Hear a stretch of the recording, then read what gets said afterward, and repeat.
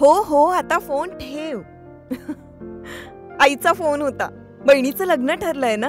Furniture खरेदीसाठी अनेक shop मधल्या सेल आणि डिस्काउंट बद्दल बोलत होती. अहो, या सेल आणि डिस्काउंटच्या मोहात आपण टिकाऊ नाही, टाकाऊ फर्निचरची खरेदी करतो.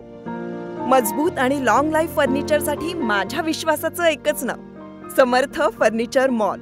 समर्थ furniture and mall, Gulewadi, Sangamner, Sugaon Budruk, taluka Akole, जिल्हा अहमदनगर. त्या आरोपींचा शोध घेऊन त्यांना अटक करा, अन्यथा उपोषण करण्याचा इशारा माळी कुटुंबानं दिलाय. संगमनेर तालुक्यातील कनोली गावठाण या ठिकाणी राहुल एकनाथ माळी हे मोलमजुरीचं काम करतात. रविवारी 30 मार्चला राहुल घरामध्ये काम करत असताना त्याचे मित्र सागर पुंजा शिंदे राहणार निंभेरे तालुका राहुरी आणि श्रावण नंदू मोरे राहणार अनापवाडी तालुका राहुरी हे दोघे मोटारसायकलवर येऊन त्याला घेऊन गेले. 2 दिवस राहुलचा शोध न लागल्यामुळं घरच्यांनी नातेवाईकांकडे मित्रांकडे राहुलची चौकशी केली. तो कुठंही मिळून आला नाही. तेव्हा 3ऱ्या दिवशी मंगळवारी 1 एप्रिलला 11च्या सुमारास राहुरी तालुक्यातील निंभेरे शिवारात एका लिंबाच्या झाडाला गळफास घेतलेल्या अवस्थेत राहुल दिसून आला. एका मेंढपाळानंही पाहिलं. त्यानंतर माळी कुटुंबियांना माहिती मिळाली. राहुरी पोलीस ठाण्यात गुन्हाही दाखल झाला. हा घातपात त्याच्या मित्रांनीच केला असून फाशी घेतल्याचा बनाव त्यांनी केलाय, असा आरोप पोलीस अधीक्षक यांना दिलेल्या निवेदनातून माळी कुटुंबानं केलाय.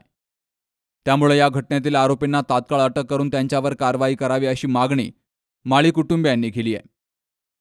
एकनाथ मारुती माळी, मुक्काम पोस्ट कणोली, तालुका संगमनेर, जिल्हा अहमदनगर येथील मी रहिवासी असून माझा मुलगा राहुल एकनाथ माळी हा 30 तारखेला सणाच्या दिवशी बेपत्ता झालेला असून त्याच्या मित्रांनी बोलून घेतले असल्यामुळं त्याला आम्हाला 3ऱ्या दिवशी कळलं की अशी घटना झाली व तुमच्या मुलाने गळफास घेतलेली. त्याच्यामुळं मग आम्ही तिथे गेल्यानंतर त्याचे असं काही आम्हाला आढळलं नाही का, याचे पोस्ट मार्किंग आपलं काय म्हणतात ते पोस्ट मार्किंग का काही करताना आम्हाला काही आढळलंच नाही.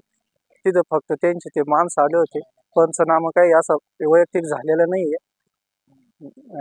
त्याचे ते म्हणे अजून 4-5 दिवसांनी येऊन पंचनामा होणार आहे म्हणे. पण पोस्ट PM चे रिपोर्ट आल्यानंतर तुम्हाला काय करायचे ते करा.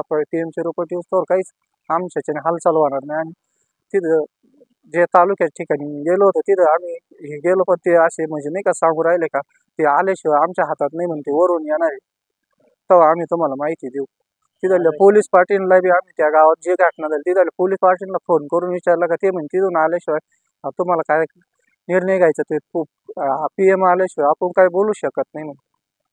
एवढं आम्हाला एसपीला भेटले, काय मागणी केली? एसपीला भेटलो आम्ही, पण एवढंच का आमच्या पोराचं फक्त कसं काय झालं ही घटनेची आम्हाला सखोल माहिती लागेल. जे कोणी त्या काही त्याला समजा नाही का एखादं हे करीत असलं, घातपात केला किंवा त्याला दमबाजी केलेली असली किंवा हे करून ते स्वतःहून हे झाले असले तर तो आरोपी आम्हाला एवढ्या याच्यात हवे.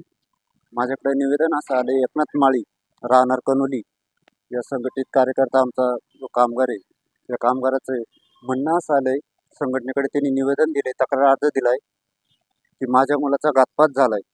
घातपात असा झालाय का जे 2 मुलं अनोळखी इसम 2 मुलं त्याला नेण्यासाठी कनोली गावात आले. कनोली गावात आल्यानंतर त्याला गोड बोलून फसवणूक करून घेऊन गेल्यानंतर 3 दिवस त्याचा तपासच लागला नाही.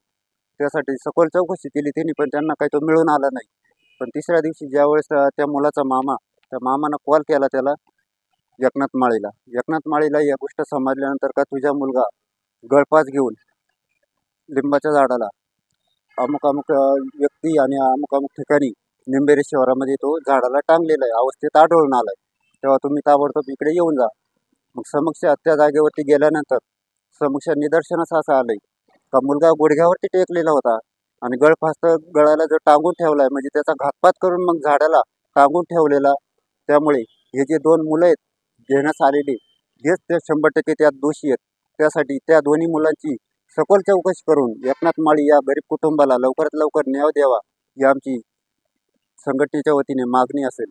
पुढची भूमिका SP कार्यालय आणि SP साहेबाकडनं आणि पोलीस अधीक्षक आणि आपले श्रमपूर अप्पर पोलीस अधीक्षक साहेबांना आम्ही निवेदन दिले. त्यांचं सांगण्याचं तात्पर्य असं आलंय की आपल्याला जे पोस्टमॉर्टम रिपोर्ट आहे या रिपोर्टवर जसा रिपोर्ट येईल तसे आपल्याला पाऊल टाकावं लागेल. पण म्हणणं असं आहे जरी त्यांना स्वतःनं गळफास घेतलेला असला पण त्याला मजबूर करण्यात आले. हे मजबूर कोणी केलंय? त्या 2 मुलांनीच. त्यासाठी त्या 2 मुलांवर तातडीनं कारवाई झालीच पाहिजे. जर कारवाई नाही केली तर या 2 दिवसातच तीव्र स्वरूपात रस्ता रोको आंदोलन करण्यात येईल आणि जी संघटना वीटभट्टी कामगार संघटना या जागेवरती SP कार्यालयासमोर आमरण उपोषणास बसणार आहे असे मी या मीडियाद्वारे सर्व SP कार्यालय आणि पोलीस डिपार्टमेंटला, राहुरी डिपार्टमेंटला कळवू इच्छितो आणि यावर लवकरात लवकर न्याय द्यावा अशी मी संघटनेच्या वतीनं त्यांना मागणी स्वीकारतो. तर सर्व कल्याण अनुसूचित जाती एवं जनजाती संघटन संघटनेच्या माध्यमातून पोलीस अधीक्षक राकेश ओला यांना निवेदन दिलं गेलंय.